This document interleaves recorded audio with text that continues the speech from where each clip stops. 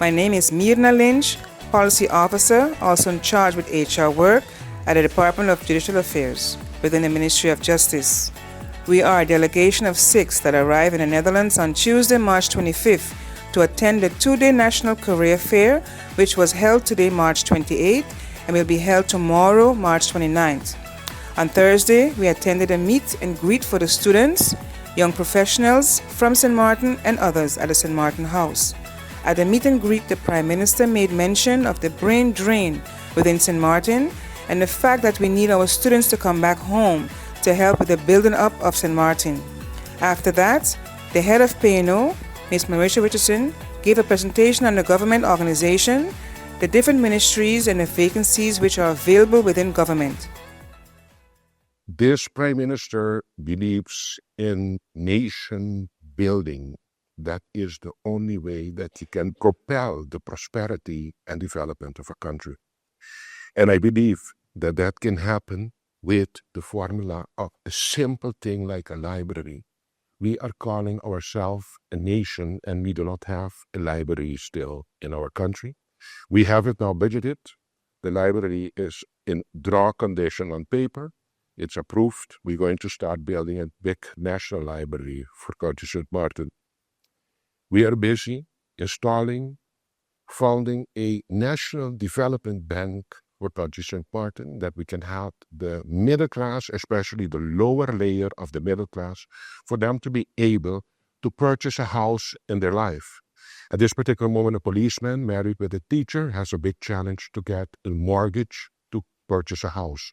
With a national bank, we can give mortgages loans at a low interest rate to help them to purchase a house, to actually make them powerful for the next generation. It starts with owning a house, I think. We are now busy also trying to bring a DRF, a disaster reserve fund. Thank God to the people of the Netherlands, we got 550 million for the reconstruction of a totally devastated country after Hurricane Irma. And I thought if that happens again, seeing the climate changes that we are encountering as small island development states, of which Sint Maarten is one of them, I thought if we can start putting money in reserve to buffer the future surprises of climate change would be a great thing for the people of Sint Maarten. I'm now busy with a committee to install a disaster reserve fund for Country Sint Maarten. We are now busy reconstructing 12 gyms and 6 sport complexes for the kids in Sint Maarten.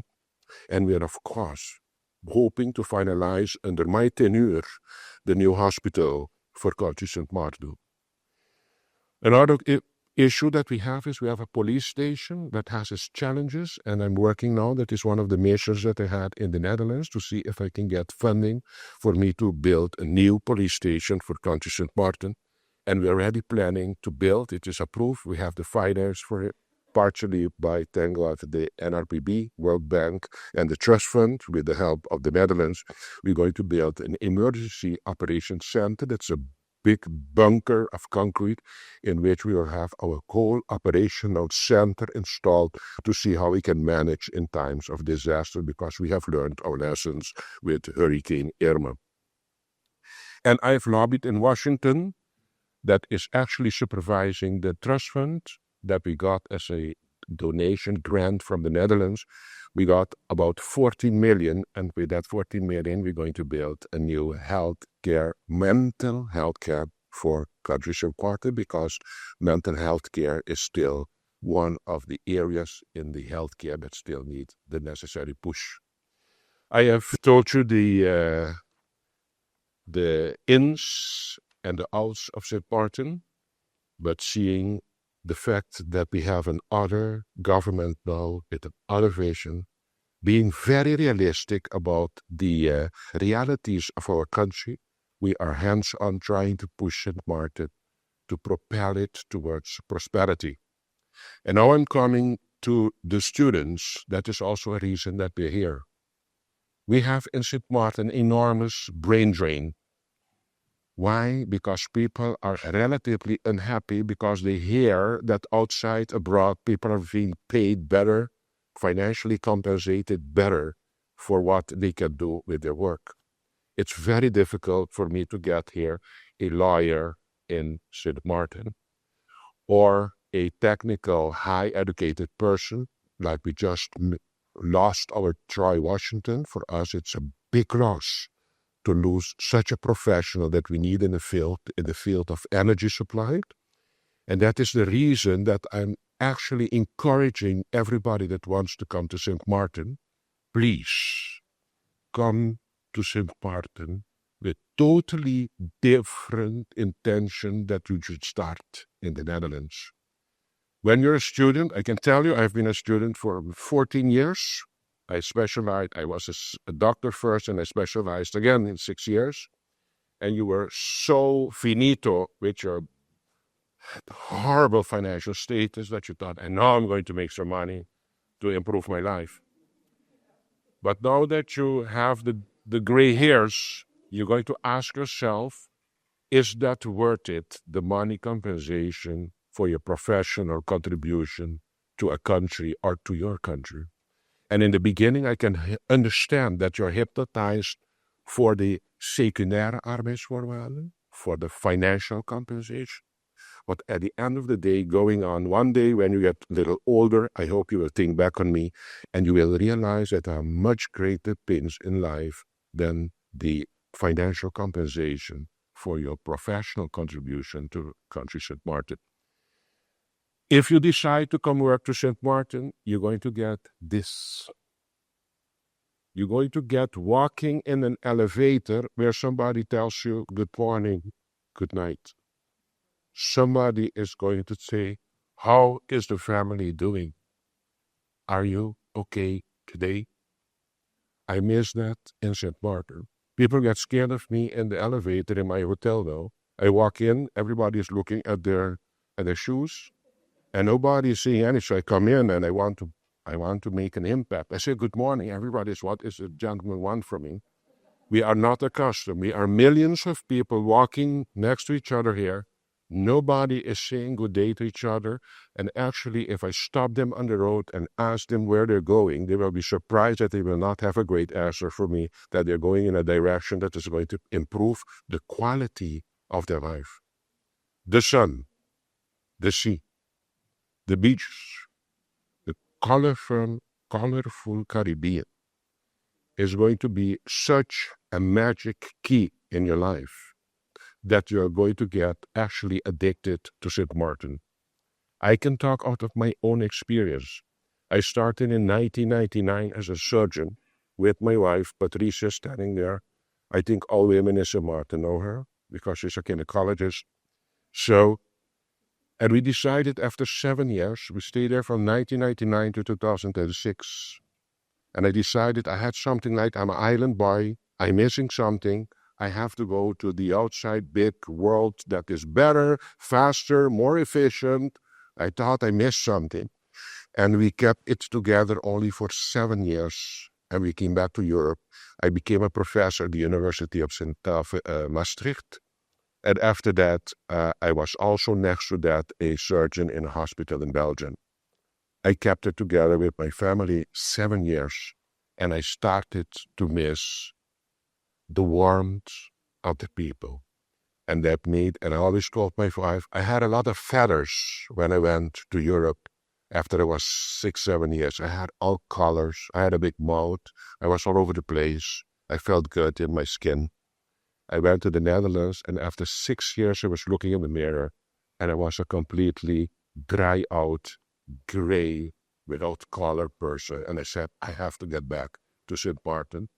And even though I made another step, I had a good salary as a surgeon in Sint Maarten, believe me. I decided I'm going to go an extra step. I'm going to go into politics. And financially is the worst thing you can do. Go from a surgeon to become the prime minister. We think the salary of a prime minister is fantastic. I can tell you it's not. But the social compensation is so great that you will not miss the step backward financially that you're doing to please and to accommodate and serve your country. I'm requesting everybody, please, Sint Maarten is one of the greatest places in the world to live. For example, It has 120 different nationalities living peaceful with each other on a small surface. Who can say that in the world? The Palestinian and the Israeli person are friends in our island. We'll never speak about politics. They call that ver van mijn bedshow. So we will not engage into enemyship being living in Sint Maarten. That's one. Secondly, you're going to get addicted to Sint Maarten. Sint Maarten has two types of people on that island. You land on Sint Maarten, you get 2 weeks to get in touch with the island, to know the island. You either going to hate the place, I'm telling you, or you're going to fall in love with the place, and the place gets a very special place in your heart. In between does not exist in Sint Maarten, believe me. Either you fall in love with Sint Maarten and it's part of your life, or it's not. You're going to think on me when you're there. The first 2 weeks you're completely confused and what is happening here. But on the other side, it's going to be once it catches your heart, although nothing is okay, it's a big chaos, it's not organized, but it has its dynamics that fascinates everybody that lands in that country. So I can stimulate you, advise you, try it out, and please come back or come to Sint Maarten. I see here a gentleman that would like to come to work. I will do my best to accommodate him there because we need him too. On the other side, I just spoke also with a gentleman. We will do our best because we need you guys in Sint Maarten. With the best intention, with the best government, with the best vision of a prime minister. If you do not have human capital in your country, you do not have a full-filled professional treasury for your country, you will not be able to develop your country and put it on a podium that is respectable in the world with prosperity for your country. I can have the money. If I don't have the manpower, if I don't have the finance, I will not be a successful leader for my country. So I'm now building a relationship in the kingdom. That's why I'm here. I spoke with the Minister of Finance from Defense. I spoke with the Minister of Foreign Affairs. I spoke with Mr. Schoof, our Prime Minister. Yesterday I was with the King. And a great part of it is that he took the initiative from the cabinet of the King to publish through his Facebook that the Prime Minister of Sint Maarten was by him on visit. Never happened in the past. So we are busy looking how we can engage for the future for us to get another dimension in our relationship with the kingdom. And in that way, it's going to be a kingdom. And I told the King of the Netherlands, we have made a fundamental historical mistake with the Kingdom of the Netherlands. We have always worked on a kingdom based on similarities. We have to make the switch now and make a switch to a kingdom based on differences.